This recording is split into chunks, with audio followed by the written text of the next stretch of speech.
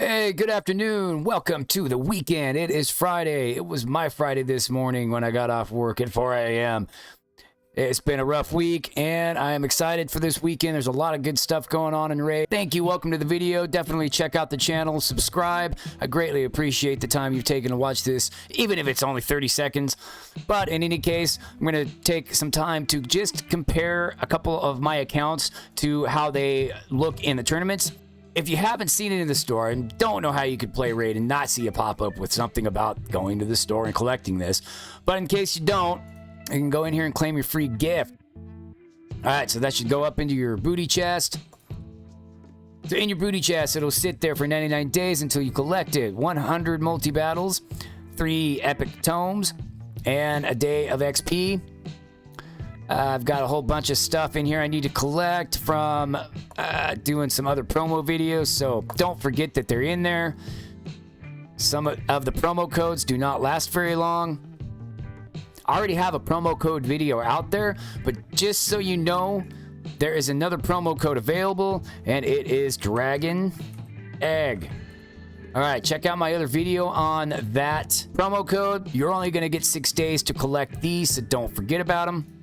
Alright, the goal of today's video is I want to take a minute to look at the tournaments, and I was curious if we are even able to compete for the champions, which we are. So, champion training tournament also going on this weekend, my favorite tournament, and we'll look at the competition here. From 42 down, no one is participating. So, now, what I want to look at is I know that there's only 5 available spots for the actual payout. Obviously, 4-star epic. So, you know, I'm starting to lean away from thinking that your overall count level, not your player power, but your overall count level really is not that big of a deal. As I'm starting to realize the more and more I use these videos to kind of dig into my own theories. Now, the player power level, that's a different story, so I'll have to look at that on a different video for my theories. We do have a tonight Classic Arena Takedown, so we'll take another look at that, but you can get a couple champions at least so far on a low-level account like this.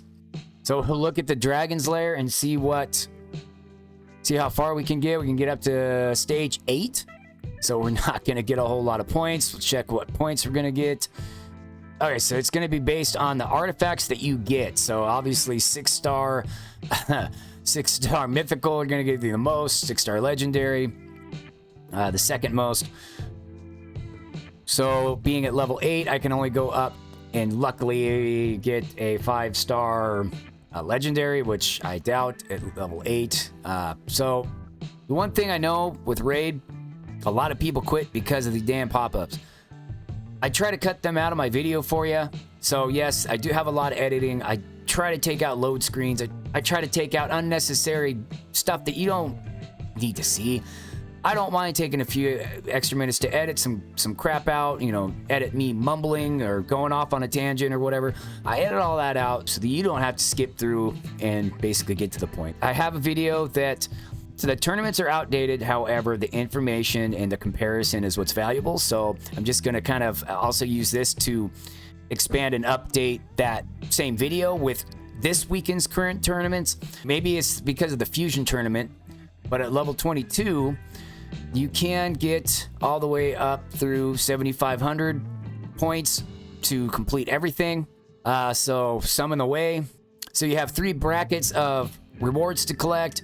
2 of them are for the Fusion, and you do get an epic skill tome, and you get 3 legendary skill tomes. You get 2 5-star chickens. So you know, it's pretty good. I mean, considering it's decent. It's pretty good. Summoning shards. So if you have 7,500 mystery shards, you could probably technically complete this, but what are you going to do with 7,500 champions? Well, that is the problem with my other accounts, because I've done videos where I've pulled shards, pulled for Geomancer and 3 different accounts, and all 3 of those accounts now are full of champs that I just left and sit and don't do anything with. Dungeon Divers event we've got going on. Another area, this one only has two 2 rows where you can get the Margrave Green Hawk. Basically, the same kind of rules apply with the Dragon Tournament. The higher level you can get in the Dragon's Dungeon, the higher reward tiers you will get into. So 5-star, 6-star, obviously Legendary and Mythical are going to give you the most.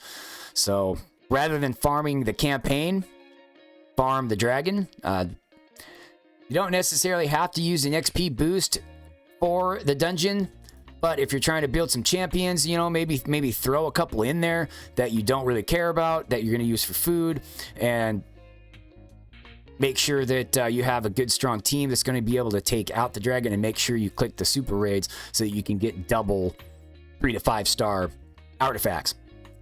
Accuracy, speed, lifesteal, destroy, toxic frost, daze, avenging stalwart. There's quite a few different artifact sets that you can work on completing. Lifesteal and destroy, depending on who you put destroy on. Somebody who already has a decreased max HP per hit, that can be helpful to boost them. Speed, of course. I'm on my most played, highest level account, and we're going to check the events just for the comparison. Well, and it looks pretty much identical. We'll check the Dungeon Divers event, see if it looks any different. Does not look any different. All right, now we'll check the tournaments. So we compare the Champion Training Tournament, and it looks like we have the rare, and we obviously have the extra 5 slots of payout. And instead, you have the 6-star legendary artifacts to earn at the top if you can compete that high into the Champion Training Tournament. So a little bit more competition. And so from 88 down, no, these guys aren't playing. So obviously, the more time you spend on raid, the higher overall count level you have. It will increase your competition. Big deal, I guess, you know, hit and miss on getting into a bracket where every player's playing or half the players are playing or whatever. So that can either help you out. You can take that, you know, however you want to. It's just something I'm pointing out for those that might not realize that.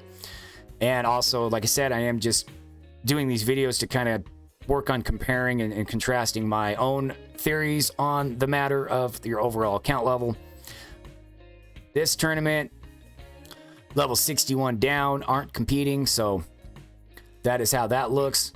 And the highest competitor is already at 8,890 points. So this account here, I can get into the dungeons, check how far I can go along. I think it's 17, 18. All right, so I switched back to this low-level account, and just a quick check here to make sure. Wait, this one's the same. So Summon Rush is the same.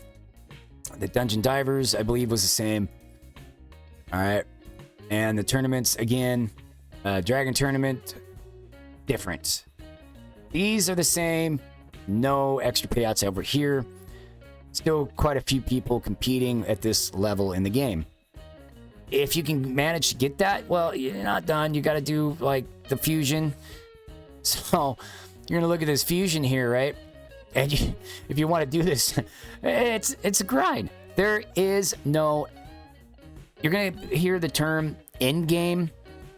There is no end game. There's no end. There's no end at raid. This is not a game that is built like that. You're not gonna get some climatic cutscene that you're saving the princess in the castle or taking down the alien race that's invading. You know, whatever the heck you want your game you're playing, you're not gonna get that here. All right, that's not how raid is built. So don't expect when you hear end game. The end game, all it's referring to is getting to the end of the dungeons. The current end game is basically hard 10. They're gonna build this just like the campaign. All right, so look, here's the campaign. All right, so we go all the way up to Nightmare. Technically, they could add Ultimate Nightmare to the campaign. Will they do that? I don't know.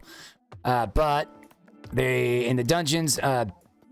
All of these, I don't think they're, yeah, they will, if they wanted to do the spirit keeps, it could go up to 25. They could add 25 to it. But for the most part, your dungeons that they have the tournaments and events on, they can go all the way up to Ultimate Nightmare. So that is probably what they're going to do. So there is no end game. It's an open game that they're going to continue. And then whatever this guy is for, they're going to add another dungeon someday soon here. All right, so just to recap, the video was about, it was about the fusions. It was about comparing the tournaments, test this theory on the overall count levels. So the whole idea with the anti-campaign farming method that I have is just farming outside of getting a champion up to level 60.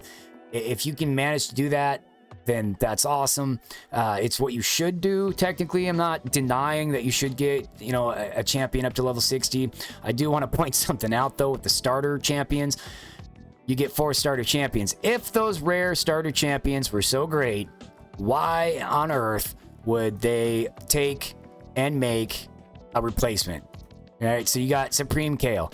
If the rare champions are great, why did they release legendary versions of those champions?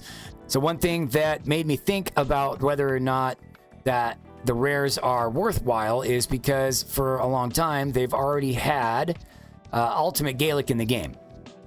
So if your rare Gaelic is not good enough, well, this guy is better.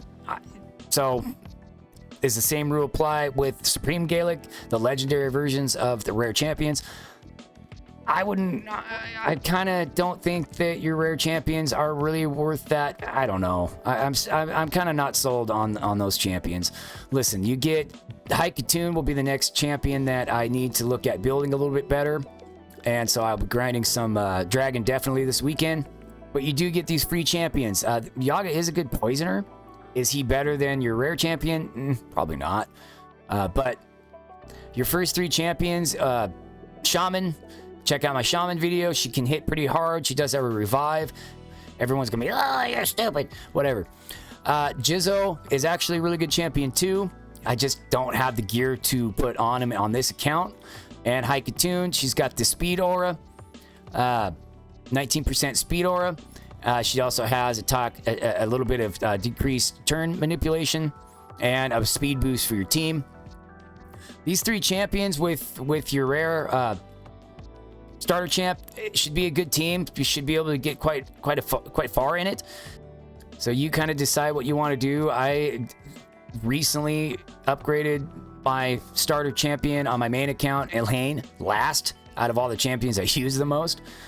I did Seal of the Drakes first. I did Duchess and Rosin first. And yeah, so that's how I went along with everything, but I kind of got some lucky pulls when I got Duchess and when I got Rosin, so. All right, so definitely check out the rest of my videos. I'm going to start making shortcuts, short videos, because just to break up everything so I don't go on tangents and go off course of what I'm trying to accomplish with each video. So maybe quality can meet together in my videos rather than a lengthy video that you're not going to watch or watch it all the way to the end where you hear this explanation anyway and I'm just rambling. So it'll save everybody a little bit of time. Hey, give me some comments. Let me know how you enjoy the videos. Definitely check out the channel. Help you enjoy my videos more. Anyway, so this is Chief Booty Baker. Thanking you for checking it out. Subscribe and I'll check you in the next video. Thank you.